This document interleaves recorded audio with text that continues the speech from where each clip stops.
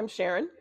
I'm here at Culver's Garden Center, and today we're going to talk to you about the chemicals and the deer repellent that we have, that we carry in stock. There's quite a few different ways, but I'm ready for the deer season. So we farm, and I want to stay out of the deers. And plus, in the spring, this is what I find in my yard. I don't know if anybody else finds this in their yard, but this is why I have to use some of these repellents and fencing to protect the plants that we have out in the farmyard. We'll start with the chemicals that we carry. We have the deer scram right here. It's a granular that you put around your plants. The ways that these, basically it's the scent that these chemicals put off, and they aren't really chemicals. They're mixture of egg solids, different herbs, cloves, mint, things like that that irritate the deer and basically say, hey, I don't want to hang out here. Doesn't smell good, probably won't taste good. So, but the deer scram, this is a granular that you put around and probably create a barrier around your plants so the deer decide to stay away from them. This will have to be put down probably at least once a month or after a heavy, heavy rain, but water does help enhance the scent on this. And basically it's going to, the deer don't like the smell. It won't bother us. It will maybe a little bit as we're applying it, but then it dissipates for us, but the deer still can smell it. These other products are called Bob X. We sell quite a bit of these products. Basically, again, you have, you can look at your active ingredients on these, and you'll have egg solids, you'll have garlic oil, cloves, vinegar, quite a few other things that goes in with the Bob X. You can spray this in the spring and the summer all season long, but when you do spray, you want it to be above freezing. So, and you'll read the back, your labels for your dilution of these products. But the plant should be dry. You should spray it when it's above freezing so it has time to soak into the plant. But Bob X is one. We also have Repelzol. You can use either of these two products when you're also planting your tulip bulbs. So take off the skins of the tulip bulbs, spray the bulbs, let them dry, and then go ahead and plant them. So this will help deter from the critters, your voles, rabbits, the deer.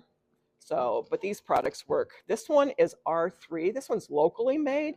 It has a lot of egg solids in it also.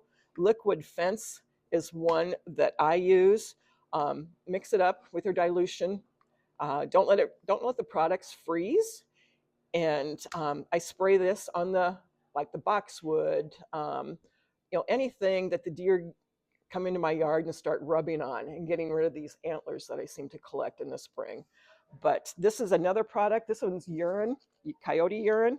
These are in caplets, and you'll spread these about 10 to 20 feet in your garden. And you can put these out even when it has snow, but when it does get a heavy snow, you do have to reapply, and water does help activate this. Basically, again, the coyote urine is going to say, hey, we got predators. We don't want to hang around in this yard. So that's an option. Basically, mix these products up. I do go from one to the other so they don't get used to the same scent. I've also used Milorganite, which is basically human composted fertilizer out of Milwaukee, and I've put that down as a barrier around my apple trees. But I've also I keep mixing it up because you want to basically make their pathway not through your yard, but maybe the neighbor's yard, or just go through and have them divert away from the plants that you want to save. Then we can move to the deer fencing. This I put around all my young plants and some of my evergreens because the deer, they seem to hang out. They tend to nibble even on the arborvitaes. So you'll see a lot of arborvitaes that are very eaten about head high, and then you'll see that the full growth of the needles are out.